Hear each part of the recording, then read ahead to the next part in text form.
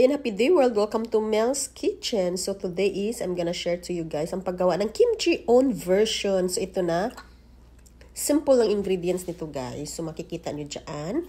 And then first is, ikakat ko ang 1.5 kilo na napa cabbage or Chinese kupos. Kiniski kupos sa Croatia. So guys, mga 2 euro din to guys. And then ikakat ko siya. Cut into 4. And then ibabrine ko siya ng salt. Whole night. Konti lang. Tansya-tansya system lang guys. Hindi ako nagmi-measure. Kasi parang 5 times ko na ata to guys. This is my 5 times making kimchi. So every year 2 times. And then ikakat natin dyan. So, ang sarap ng kimchi guys. Pang side dish. Pwede ding fried kimchi. And sa lahat ng pagkain, may it be yung mga meat or isda, i-prepare up mo siya. So, ang sarap guys. Ganado ka sa kain. Kasi, pag homemade kimchi kasi is, matatansya mo yung saltiness, yung spiciness. So, ayan. Nilagyan ko na ng salt. Ibabrine natin siya. So, kailangan guys, magawa ka ng kimchi. So, every level, every leaf ba ang tawag dyan? So, kailangan bulagkatin na natin guys. Lagyan natin ng salt. Pero, tansya-tansya lang kasi yung una ko talagang paggawa ng kimchi is nasubrahan ng salt. Ang alat. Tapos hindi ko siya binanlawan. Pinanood ko uli yung isang Korean na Korean talaga siya na gumagawa ng kimchi. May vlog siya. Kalimutan ko ano yun. Kailangan pala i-drain. I-rinse. So this time naman guys, ang sarap niya. So hinugasan ko na siya ng isang beses for today's video. Yung kimchi ko. So ayan na. Nilagyan ko na siya uli ng konti na asin. So, ganun lang guys. Simple lang talaga. So, lagyan ko na ng tubig. Ayan. 1 cup yan. And another 1 cup. Mga 3 cups to guys. So, tansya-tansya system lang. Dahil homemade naman guys, walang mali doon. So, nasa atin na yun sa ating taste buds or sa ating kung ano ang gusto natin. Kung gusto kang alat, gusto kang too much spicy, nasa yun na yan. So, salt brine overnight. And then, lagyan natin ng aking Legin. This is very Legin na pang cover nga cloth. Kitchen cloth ko guys. So, hindi ko siya tinatapon. Hindi ko din siya na tahi. So, gusto ko ganun lang para lapos-lapos or laps kumbaga. Ayan, overnight natin guys.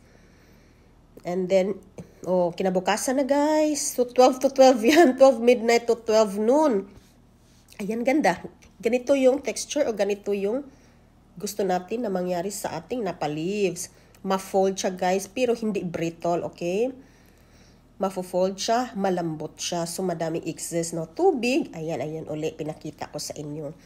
Yung excess water guys, atin na siyang i-rinse. Itapon, i-rinse, 1 time only. Tapos, meanwhile, dito na naman tayo sa ating apple. Isang buong apple lang guys. So, pinipil ko siya. I-blender natin. And then, yan yung pinaka-sauce na natin guys. So, yung mga previous ko na kimchi, wala. So, ito may garlic, may onions, at ito na ating slice na apples. So, i-blender natin yan lahat. So, yan yung sauce natin guys. And then, nilagyan ko siya ng tubig na 1 cup. And then, meron tayong paprika, red paprika, spicy. And meron tayong chili flakes. In-order ko yan guys sa Taiwanese. Or Thailand pala, I'm sorry. So, yan na guys. Well blended. And tinitikman ko siya guys. So, dito na naman tayo sa ating carrots. Of course, ipipil natin, i-chop natin. So, isang buong carrots lang na malaki. This is the biggest guys. Nabili ko siya.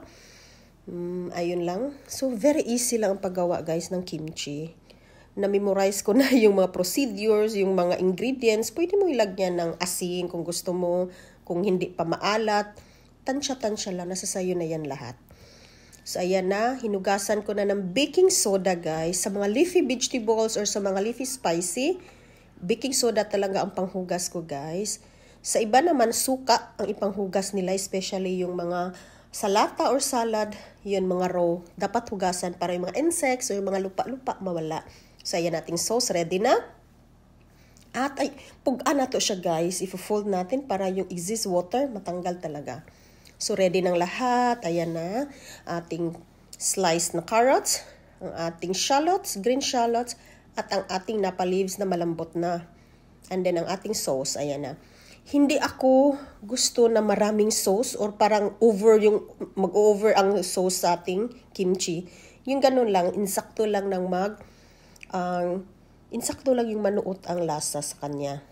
So ito po ang gusto ko mangyari.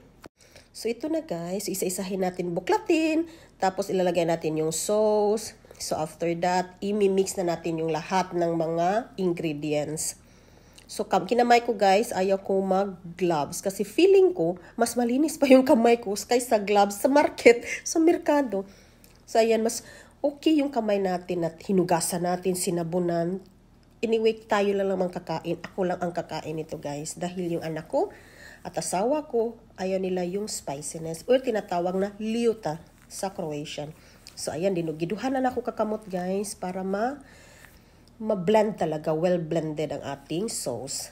At ang ating mga carrots, shallots, at ating napa. So, tinikman ko, guys. Panay ko. Tikim, approve pa. So, ayan na. Ready na yan. Ipasok na natin sa ating mga boxes. Sa ating mga lock-and-lock na para hindi talaga makapasok ang hangin. So, tikim na naman, guys. Murag ang natikim na ko, guys, isang na plato. Sarap. Ang sarap. So, pwede yan sa rice. Pwede mo yan kahit saan i-prepare up mo, guys. So, sa restaurant kasi, sa mga Korean restaurant, saan ka sa Asian restaurant, nabibitin ako sa mga kimchi, guys. Or yung binibili ko lang na naka-plastic, naka-sachet, or naka-cup, or naka-baso. Sus, guys, nabibitin ako. Iba talagang homemade. Kaya makapatuyang ka ba? Sa Bisaya pa, makapatuyang kagkaon. Walang measure-measure. O, ayan. So, walang budget-budget, kumbaga. So, kasya siya sa dalawang lock-and-lock na boxes ko, guys. So, ayan. Tapos, refrigerate natin. Mas the more yung good taste niya pag ipapasok natin sa ref overnight. So, kinabukasan, i-prepare up mo siya sa food. So, let's see, guys. Ang sarap. Excited na ako. Every time gagawa ako ng mga homemade or mga home-baked na food, excited ako kasi alam mo yung malinis, alam mo yung quality, mga ingredients. So, nilagyan ko siya ng label kung anong oras at anong araw ko siya ginawa. So, I'll put it the date, the time. So, ayan guys. Ganun ang ginagawa ko lagi rito sa Croatia. Lahat hinuhomemade ko, lahat natutunan ko from experience. So, lahat guys, through YouTube, through Google, magre-research ako. So, ayan na guys, papasok na natin sa ating chiller. So, refrigerate natin para maunya-unya. So, day by day, tuwing kakain ka. So, ito na ang aking first day. Pero hindi siya unang tikim. It's a first day na i-prepare up ko siya sa food, talaga sa meal. So, ganyan. I'm prepping my dinner. So, which is the sausage and 1 cup of rice. Sarap, guys. Ang sarap lang niya. Promise, gawa din kayo. Make it yours too. So, do it also for yourself, guys. And then, just make it experiment. It's fun. Making experiment, especially food, baking, may it be baking, cooking, food, meal, everything guys is worth it because it comes from your heart. And then, alam mo, you know it, that it's clean, it's quality, its ingredients is, you know, walang maasim, not too much because makatansya ka, and matilawan ni mo, mataste ni mo kung gaano, ano yung lasa. So, nag-i-enjoy ako sa aking food na yan guys. So, ako lang nag-enjoy yung dalawa, iba ang food nila. Iba ang European guy taste sa ating Asian. So, ayan na guys. Thanks for watching everyone. Have a blessing day. Thanks for watching. Up until next time. Papa. Thanks for the love and support of the Porena in Croatia. Mwah.